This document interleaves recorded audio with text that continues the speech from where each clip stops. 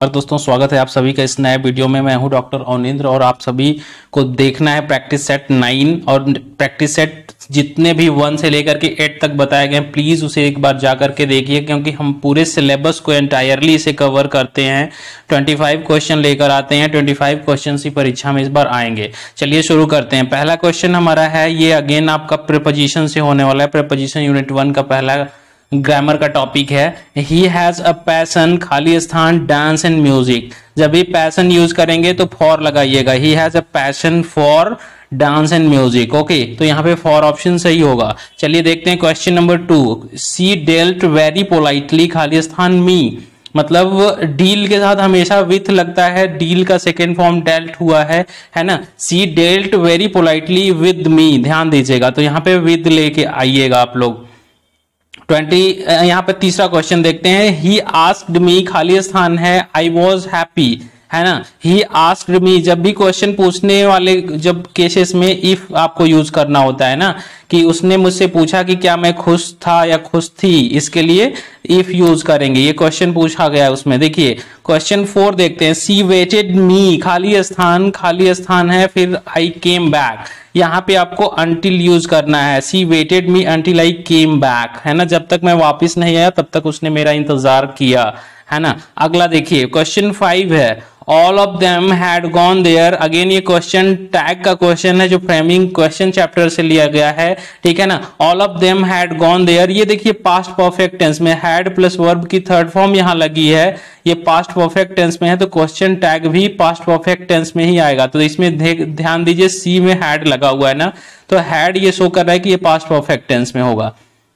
पहला पोर्शन अगर इसका पॉजिटिव है, दूसरा निगेटिव जाएगा। तो यहाँ पे क्या होना चाहिए, मैं आपको कई बार बता चुका हूं कि इस तरह के केसेस में हैड एंड दे होगा, क्योंकि यहाँ पे हैड लगा है, उसी के साथ नॉट लगा करके दूसरा टैग आप लोग रखेंगे। क्वेश्चन नंबर 6 देखते हैं विदाउट एनी फर्दर डिले। आगे देखिए 6 नंबर क्वेश्चन है, खाली स्थान, बिल्ट द ताजमहल। यहाँ पे अगर कोई व्यक्ति कुछ बनाता है ना, तो मतलब मोस्ट सुटेबल जो क्वेश्चन वर्ड होता है वो हु यूज होता है। Who built the Taj Mahal, okay, who आप इस्तेमाल करेंगे। क्वेश्चन 7 देखते हैं। The crop had destroyed it. ये टेंस का क्वेश्चन है, टेंस से एक क्वेश्चन बनेगा, 1 से 2 क्वेश्चन जरूर बनेंगे। The crops had destroyed before it रेन्ड। आपको यहाँ पर रेन्ड इस्तेमाल करना है, क्यों? क्योंकि देखिए ये पास्ट परफेक्ट टेंस में डबल एक्शन वाला जो सेंटेंस होता है ना, जिसमें 2 कार्य एक साथ होते हैं, जैसे कि फसलें बर्बाद हो गई थी बारिश होने से पहले ही, है ना। तो दिया है कि the crops had destroyed before it रेन्ड, है ना। तो यहाँ पे ध्यान दीजिएगा, वर्ब की सेकेंड फॉर्म लेकर के हम यहां पर आते हैं। 8 number question, neither of you, खाली स्थान, इंग्लिश। अब यू के अकॉर्डिंग आप आर या कोई प्लूरल वर्ब नहीं लेके आ सकते हैं। यहां पर नाइदर लगने की वजह से ये जो आपका जो सब्जेक्ट होगा ना, सिंगुलर लेके आएगा, तो neither of you knows English होना चाहिए। तो यहाँ पे डी ऑप्शन सही है, neither of you knows English, बाकी और कोई सही नहीं है ऑप्शन आपके लिए। 19 देखिए, यू, ही एंड आई। जब देखिए मैं आपको बता दूं, जब डिफरेंट पर्सन के सब्जेक्ट के प्लेस पे अगर आते हैं ना, यू आया, ही आया और आई, मतलब ये first person, second person, third person, ये तीनों के कहीं ना कहीं से सब्जेक्ट आए हुए हैं, एंड ऑपरेटर से जोड़े गए हैं। तो मेन चीज टेंस में ये देखना होता है कि ये सिंगुलर बन रहा है कि प्लूरल। तो सब मिलकर के प्लूरल का सेंस देंगे, मतलब बहुवचन का। तो बहुवचन का वर्ब भी लेके आएंगे। तो यू, ही एंड आई, है ना, आर गुड फ्रेंड्स, है ना। यहाँ पे आर होना चाहिए, आर गुड फ्रेंड्स। ओके, हमेशा ध्यान दीजिएगा कि अगर तीनों 3 पर्सन के हों तो इसे प्लूरल मान लीजिएगा, ठीक है ना।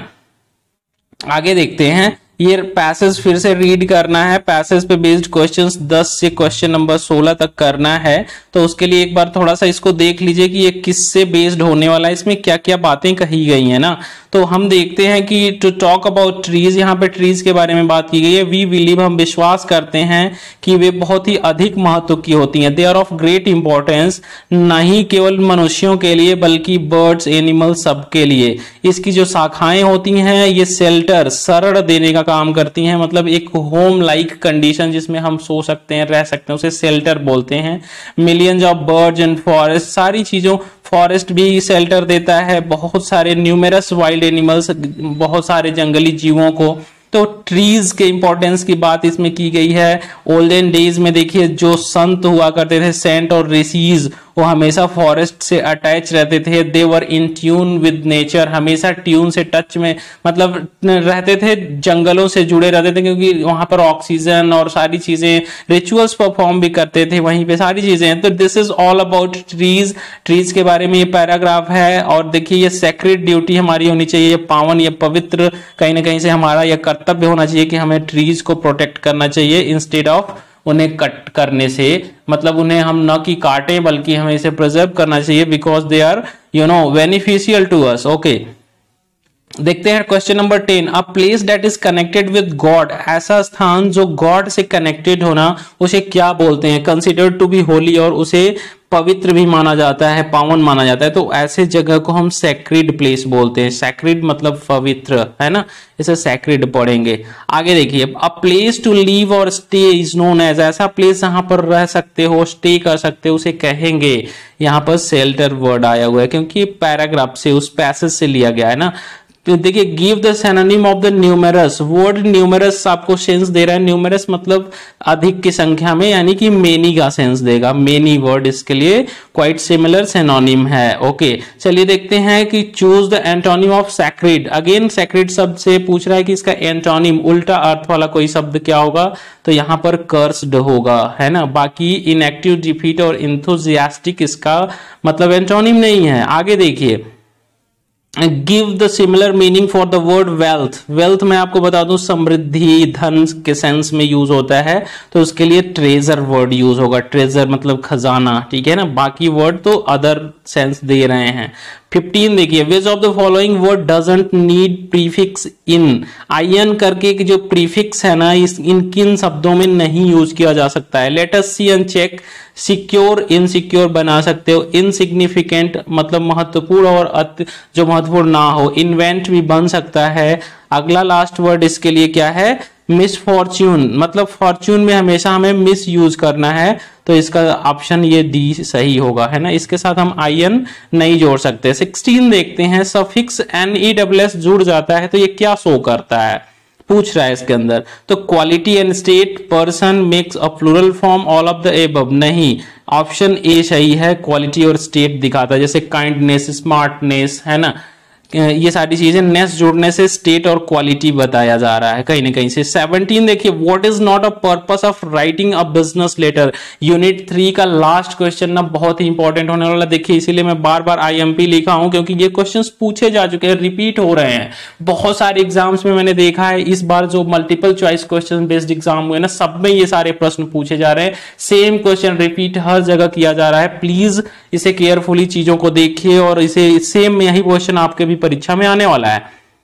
17 देखिए, what is not a purpose of writing a business letter, business letter लिखने का पर्पस क्या नहीं है? To express personal feelings, personal feelings नहीं एक्सप्रेस करना है, ठीक है ना, बल्कि आपको उसके जगह पे up to inform, to request और to apply for a job business letter use होता है। 18 देखते हैं, which of the following is not a part of the body, मतलब लेटर का जो बॉडी पार्ट होता है ना, अगेन ये भी लेटर सही क्वेश्चन है ना, ये भी इंपॉर्टेंट है, पूछा गया है कि बॉडी में क्या क्या इंक्लूड नहीं हो सकता है। तो देखिए, बॉडी में इंट्रोडक्शन यानी कि ओपनिंग लाइंस हो सकती हैं, डिटेल्स हो सकता है, क्लोजिंग भी बॉडी के अंदर ही हो सकता है। तो डेजिग्नेशन, इसमें डेजिग्नेशन पद नाम कहीं ना कहीं से नहीं होता है, वो तो शुरू में ही आप लिख लेते हो, है ना।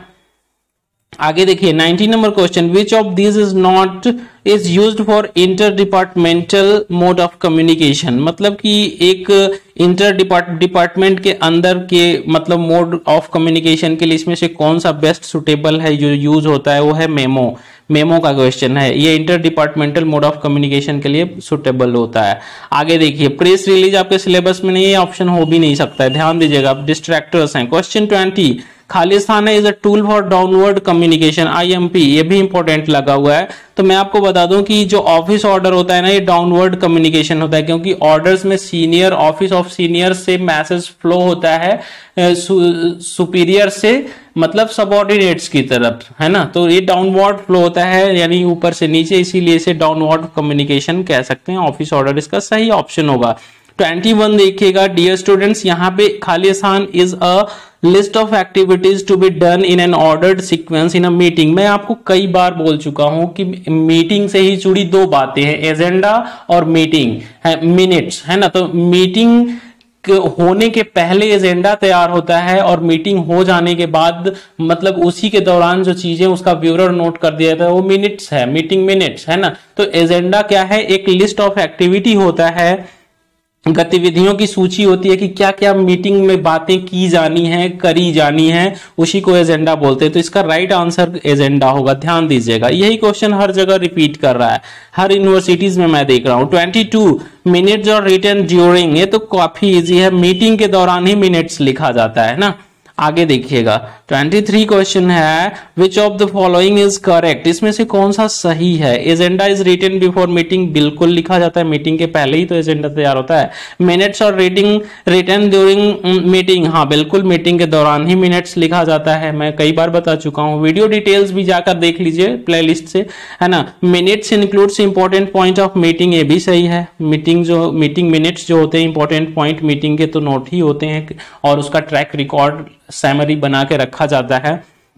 अगले पे ट्राई करते हैं, दिया है कि agenda is circulated to the participants, सभी प्रतिभागियों को जो मीटिंग में भाग ले रहे हैं उनको एजेंडा सर्कुलेट कर दिया जाता है आफ्टर द मीटिंग, नहीं बिफोर द मीटिंग होना चाहिए, है ना। ये ऑप्शन यानी कि इनकरेक्ट है, यानी कि लास्ट ऑप्शन इनकरेक्ट है, ध्यान दीजिएगा, ये लास्ट ऑप्शन इनकरेक्ट है। चलिए देखते हैं 24, reports can be written in, मैं कई बार बताया था रिपोर्ट्स का डिटेल वीडियो देखिए, इसे 4 फॉर्म में लिखा जाता है। इसे प्री प्रिंटेड फॉर्म में लिख सकते हैं, मैन्युस्क्रिप्ट फॉर्म में, लेटर फॉर्म में और मेमो फॉर्मेट में, है ना। तो इसका जो लेटर फॉर्मेट है ये भी सही है, मेमो फॉर्मेट भी सही है, यानी कि बोथ ए एंड बी इसका सही है, यानी कि बोथ ए एंड बी में रिपोर्ट लिखा जा सकता है, दोनों ही फॉर्मेट में लिखा जा सकता है, लेटर फॉर्मेट में और मेमो फॉर्मेट में। 25 देखते हैं, a report is used for, report का प्रयोग किया जाता है, किस लिए भाई किया जाता है। हियरिंग रिपोर्ट, ओरल रिपोर्ट सुने भी जाते हैं, कोई बात नहीं, हो सकता है। रीडिंग के लिए भी रिपोर्ट्स को रीडिंग करने के लिए रीड करता है कोई ना कोई। कीपिंग रिकॉर्ड, बिल्कुल रिकॉर्ड रखने के लिए ही रिपोर्ट्स यूज होते हैं। All of the above,